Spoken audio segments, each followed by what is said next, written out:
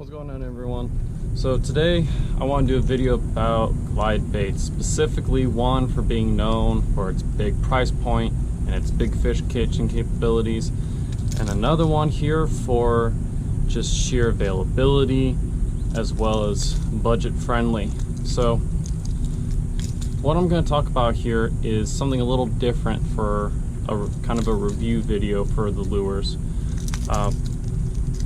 I hear a lot about lures being compared to the Deps 250, the Slide Swimmer 250. A lot of times you hear the S-Waver or Gan Craft or something else like that. It doesn't glide as much, or glides the same as a 250. So we've kind of basically made the 250, the Slide Swimmer 250, a staple for a big fish catching bait, with its glide capabilities, with the color schemes and everything. And on the other hand, we've made the S-Waver a very good bait in terms of, like I said, its affordability. It does also catch big fish as well, but we are looking at a little bit cheaper price point here. We're looking at $46 compared to $180, $170, depending on where you get it. We're also talking about a different size here as well, a 10-inch bait to an 8-inch bait, 6.5 ounces to 3 ounces. And like I said, I hear a lot of people talk about, oh, the S-Waver doesn't swim the same as the Deps 250. Why this swims better is the weighting system with it. Physically, because it has more mass and more weight, is why you get a better glide out of this. And this is something that I've tried to research on different forums, on Swim Bait Underground, and different reviews. But there's nothing really that talks about the weighting and the mass for this that makes it swim better, or at least, you know, to some anglers, it makes it swim better than any other lure. And that was my phone. Thank God for tempered glass. Alrighty. The big thing for the lure here, as I just mentioned, is the weighting system for it. I don't have the model with me, but I have another model that is pretty transparent, so you can see the weighting system of it. Whereas here, as I mentioned, you have just a very stock bait, right? They put the components together, they put it in a mold, the ABS resin goes over the pieces, they put the joints together, and then boom, bait's done. There's not a lot of thought about the weight to help it get a better glide. So, I mean, you get what you get with this. It's gonna have a good glide. And with different mods, like I said earlier, you can get a better glide out of that. One of that is going to be shaving down the sides, right? So on the head piece for the bait, shaving down the sides here gives you a much nicer glide because it has less resin when it hits together. It also kind of dampens the sound a little bit. I'm not sure if that's good or bad for the fish. That's just what I've noticed. But secondly, oh, come on, bees. Secondly, if you put a split ring on front, now, you know, I've been questioned for this before, but putting a split ring on an S-Waver, I've actually found to really help with the glide. So if you are in a situation where you need more of that wider glide, definitely put a split ring on there. It gives you a much wider glide. And just even on the straight retrieve, it gives it more room to actually swim. I get a wider glide out of putting a split ring on it. By the way, this is a Owner Hyperwire size 6. Size 7 for these is a little bit large. Even for the Deps, a size 6 is just right, because that's what I've got on here is a size 6. I've got size 6s on here. But again, physically, because of the weighting system, it doesn't allow it to get that wide glide. Secondly, it just doesn't have the same mass. I mean, we're talking a giant bait. You know, if you take out the weighting system, this thing probably still weighs like 4 ounces. Ooh, splinters. This bait probably still weighs 4.5 ounces on its own, if not like 3, just without the weight to it, without its actual weighting system. So already this is a hefty bait. And it's the placement for the weights, again, is why this swims so much better. The head weight here, all the mass, all the weight, the majority of the mass and most of the weight is in the front. And what that allows it to do is on tight line is where it gets that really nice wide side to side, because you have enough mass pushing through the water that it literally parts the water, and it just cuts through it so effortlessly. But why you get that good glide out of it is because of this head mass.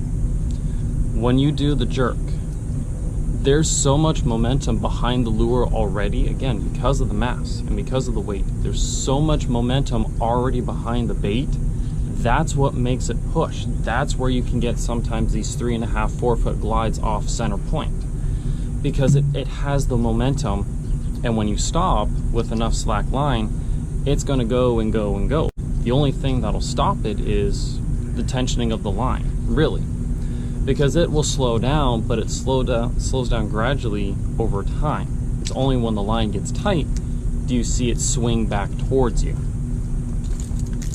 And the S-Waver physically just does not have enough weight to carry momentum for greater than maybe 1.5 to 2 feet off center. So that's going to be the main reason why your 250s have a better glide, is physically because more mass, more weight, more momentum. You get this thing going, you can get this thing to really shoot. You get an S-Waver to get a really good momentum out of it. Like I said, you can maybe get 2.5 feet on a good glide, but normally it's going to be 1.5 to 2 feet off center, which, depending on your situation, you may want this bait to be right in front of that fish's face. You may need it to really entice the fish to come in. Hopefully, at least for the gliding part for that helps you out understand why the 250s swim the way they do. Is as you're moving it, it has momentum, and that momentum is allowed to cut through the water more efficiently and more effortlessly, thereby giving you a nicer glide. Some videos, hopefully to help explain more of like momentum, moment force, and other physics like that. Gunnar Brammer, he's a fly tying angler as well as a fly fisherman, but his video for the mega jerk, he goes into a lot of physics properties for that, where you have to keel the fly perfectly. You need to have enough forward displacement or vertical displacement, so that way you actually get a good glide out of it. You need keel weight, hence why weights are on the bottom, as well as hooks. This allows the bait to sit up instead of wanting to go on its side.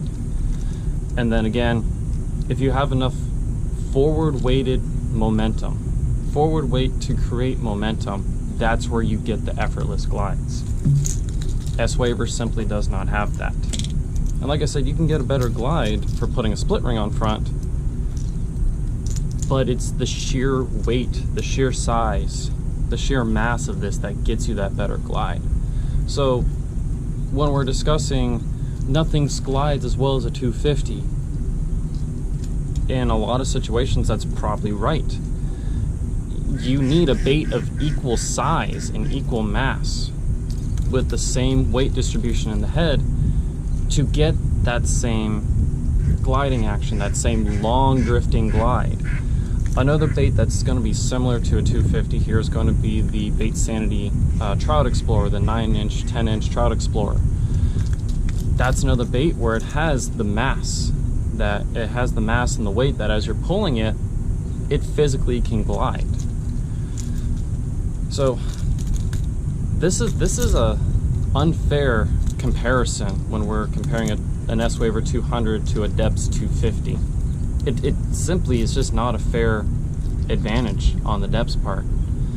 So we should stop comparing the S-Waver to the Deps so much, because they are both glide baits, so it's in the same category, but the mass category and the weight category isn't the same. We should be comparing this to other baits like the 175, the Deps 175 Slide Swimmer, because that is also a 3-ounce bait, and a 175 and an S-Waver 200 get about the same glide out of it, because it's a more fair comparison there. You're talking about the same weight, 3 ounces each, same size, 7.5 to 8 ounce, or 7.5 inches to 8 inches, relatively the same size. That's a better comparison. So hopefully that helped you guys out.